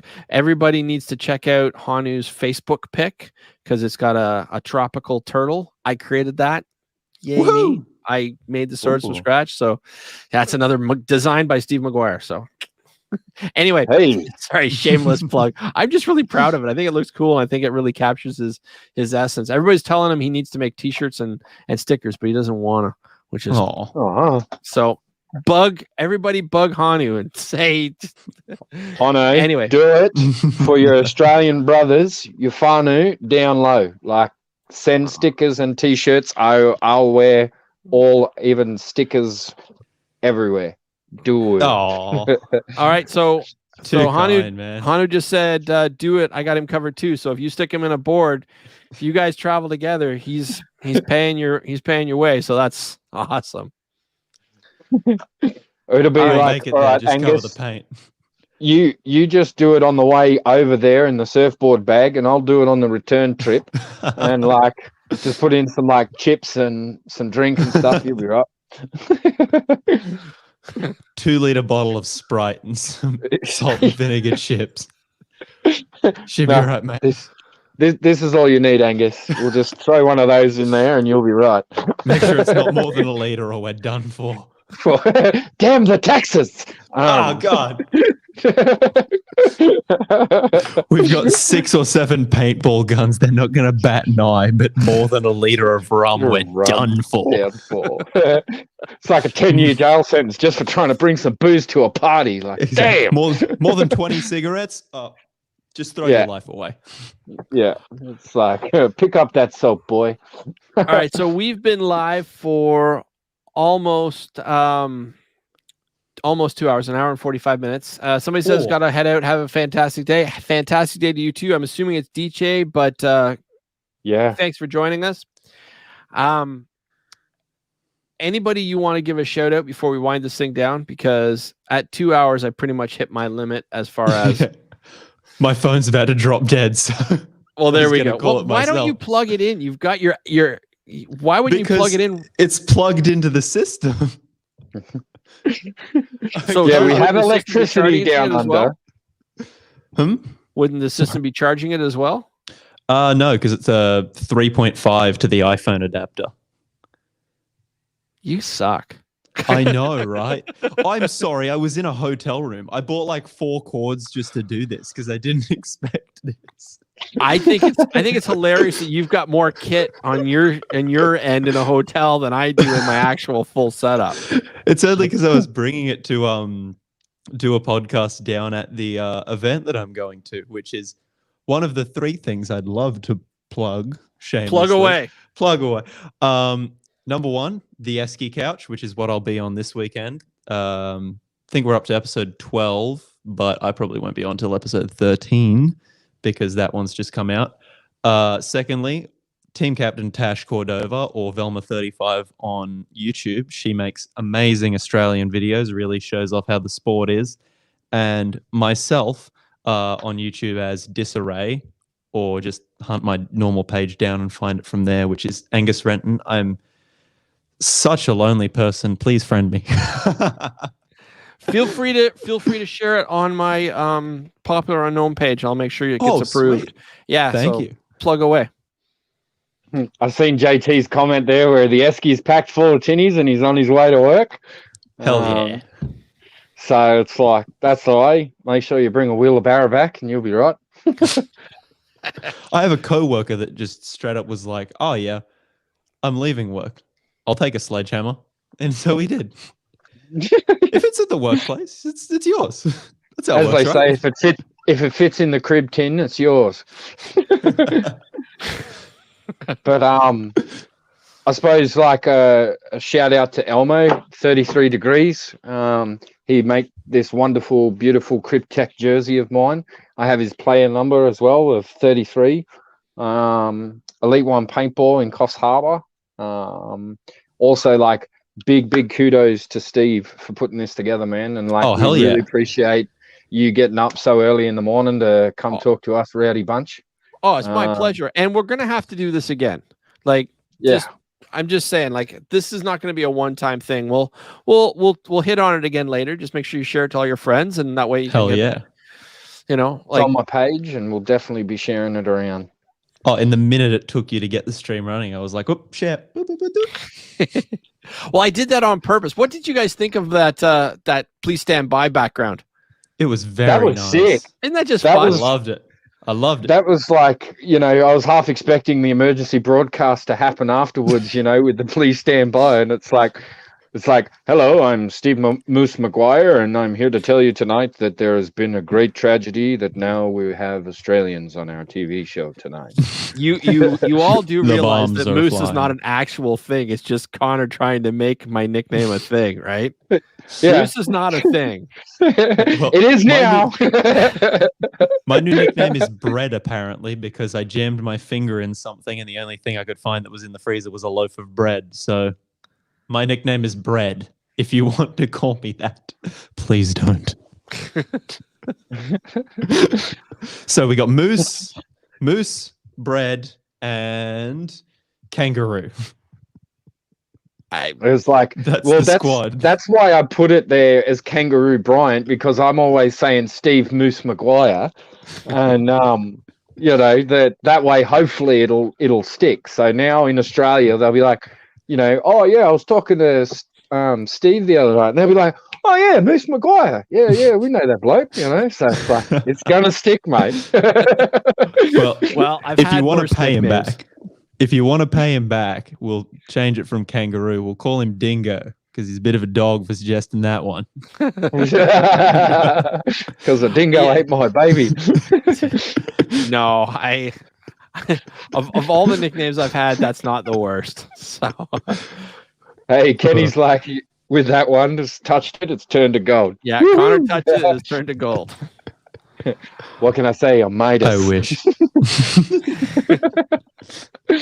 But no, this has been absolutely awesome, and you know, like, I always love coming on the show, Steve, and having a chat and a laugh. And I mean, even like another big like bucket list tick off was like getting to talk with the Booney Boys. Like, big shout out to my Booney Boys, like talking to them and like really having like really poignant kind of D&Ms, you know, on that Zoom call, and just to meet all of them guys, like, it's ticked off the OG list, you know. Well, just for the record, not everybody gets invited into Booney Boy chats. Just I love these guys. I've been playing against them since 1989, and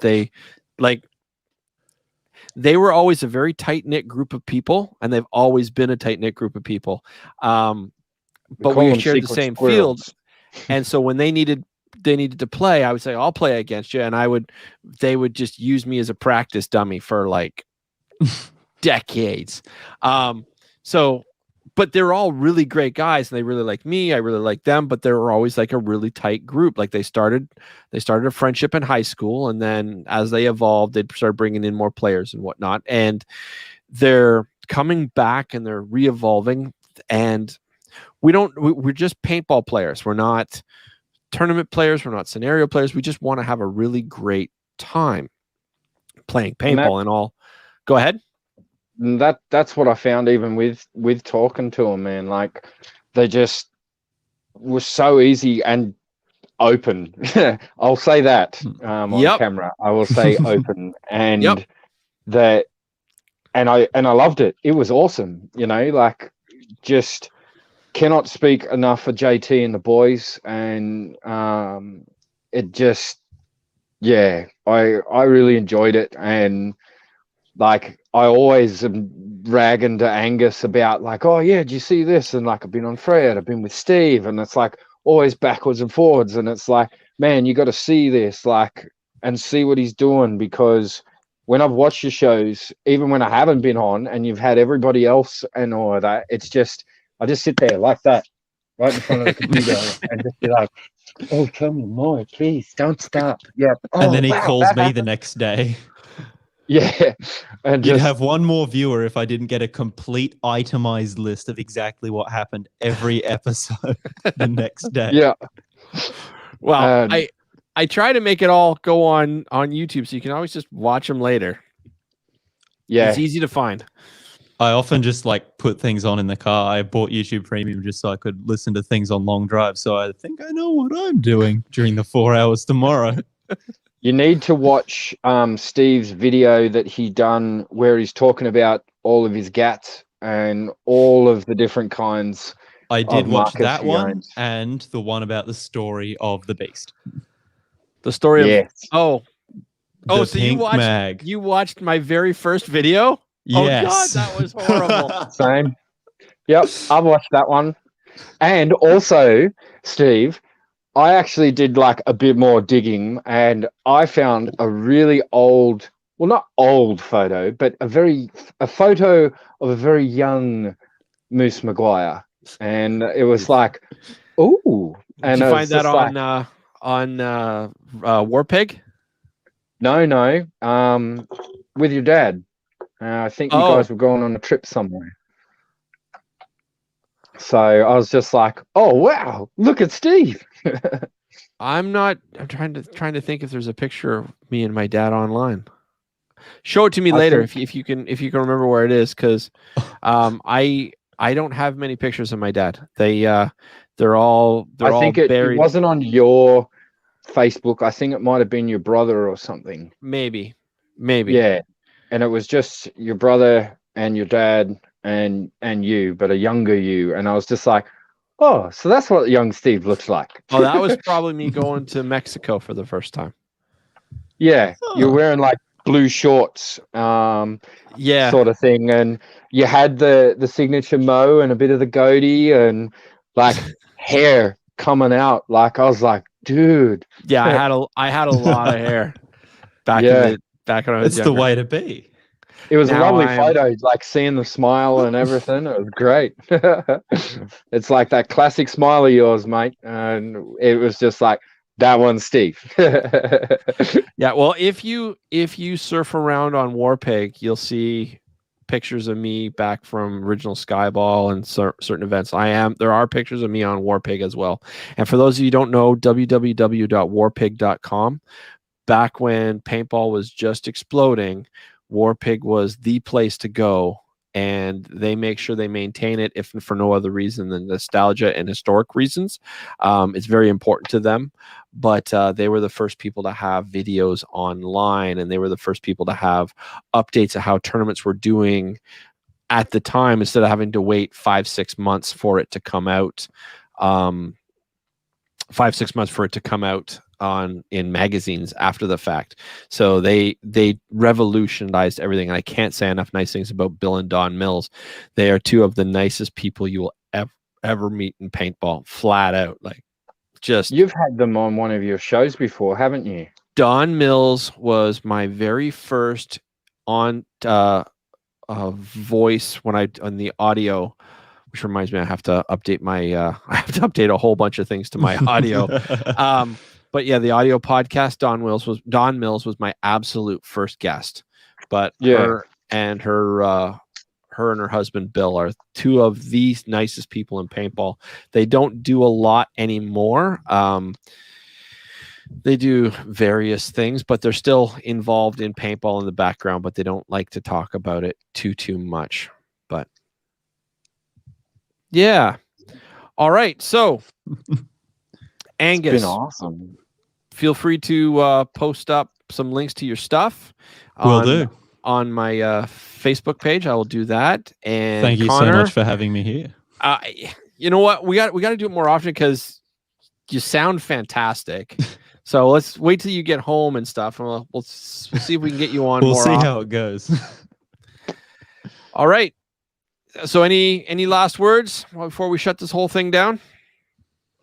Peace, everybody. Have a lovely evening or rest of your day for people who aren't. I'm going back to bed. About to go to bed. It's 8 a.m. We're all here, going to bed. But I'm going back to bed. So I got up, time to go nap again. All right. I am going to shut you down now, Angus. It was really great meeting. Oh, wait, one last thing. somebody, one or both of you, gives Cody a slap upside the head for not saying goodbye before he left, because he seemed like a great guy and I wanted to talk to him more, and he's just gone. Connor's closer, but I have more planks of wood at access, so there we go. Which do you want done? I've messaged him and asked. Column B. I think reckon it he might have passed been out. that his phone might have died, but I think he might have to get up and work because they they repair a lot of electrical appliances and stuff like that. So his phone might have died, and then he's just gone, oh crap, I better go to bed and all of that. But we'll have to get Cody back on and talk a bit more, and yeah, it'll be great. So, all right, guys. So Angus, going to shut you down first. Pleasure meeting you. You have a great night. Stay in the green room for a second, okay? Don't just log out. And Connor, what can I say, man? It's always a pleasure. I promised you we'd do this show. I promised you, and I said we'll get around to it. We just had to figure out, what we're gonna do. Oh, Explore Paintball says, can't wait to listen to the episode, but I'm off to work. Have a good one, y'all. You too, Explore Paintball. Cheers. So, and that was on YouTube, which is awesome. I really like it when people watch on YouTube. I wish more people would sign up to my YouTube channel because it gets rid of all the fluff and all the extra posts and stuff, and you can just go back and you can see all my previous shows, and it's just all there. But it was a pleasure having you on. I am so glad that you reached out to me all those months ago and we became friends, and I can't wait to give you a hug and share a beer in person, and just at some point we're going to do something together.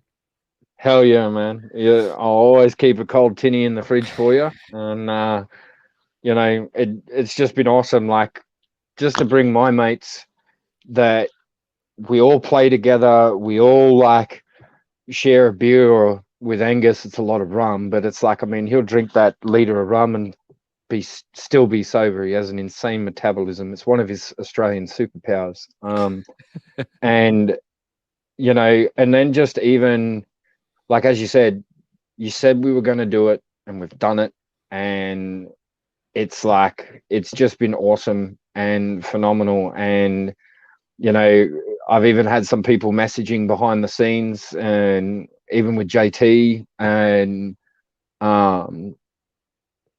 just like even the community that I've been able to witness on your show, and even reading the comments, and even with Neb and his questions and all of that, and the same with Rob. And it's like, I really hope everything goes good for your shoulder, buddy, and that it's quick, speedy recovery, so you're out there laying in some paint. And it's just awesome to have met you, Steve, to meet Jeff, to meet everyone, and just that connection. Even though I'm at the other side of the planet, I feel this far away from everybody else now, like, from doing this. So it's just awesome, and like, from bottom of the heart, man, can't thank you enough. It's been absolutely awesome. Crikey, I think he's about to start crying. Pretty much. I think I got some bird crap in my eye from a crow. But yeah, man, it's like highlight for me. I've been waiting for a chance to say that. Crikey, I think he's about to cry. Stone the flaming crows, all right? Like, throw another prawn on the barbie or something. All right, man, I'm shutting you down. I'm going to say my goodbyes. Stay in the green room. I'll talk to you all in a second. If I don't see you through the week, I'll see you through the window. Yeah, that. Yeah. All right, man. Thanks so much. All right, everybody. That was my show for today, this morning, this week, however you want to look at it. I am ready to go back to bed. I've been up since 5 a.m. getting this all set up and ready to go. So thank you so much for my guests. Cody, I wish you got a chance to hang out more. Angus, Connor, Connor, I've met you before. Angus, a pleasure meeting you, but it was really fun. And we got to do this again soon. So thank all of you on this side of the planet for getting up early and talking with me or listening before you're getting ready for work. I hope you enjoy the show later in the day. Kenny Stewart saying, thanks, Steve. Kenny, thank you. But I really, when I started this podcast, the whole point of it was to bring people that are passionate about paintball, and I wanted to talk to them. And I don't care if you've just played for the first time or if you've been in this for 4 or 5 decades. Like, I don't care if you're a superstar or you are an unknown. If you're passionate about the sport, I really want to talk. I really want to have a good time. That's what this is all about. That's what my show is all about. And so the opportunity to actually have an all Australia type show and just exchange knowledge was just, and stories, it's just awesome. So we got to do this again. But anyway, thank you all for joining me. I'm going to sign out. I'm going to go back to bed. So play with passion, everybody. Keep your paint butt dry. See y'all next week. Ciao.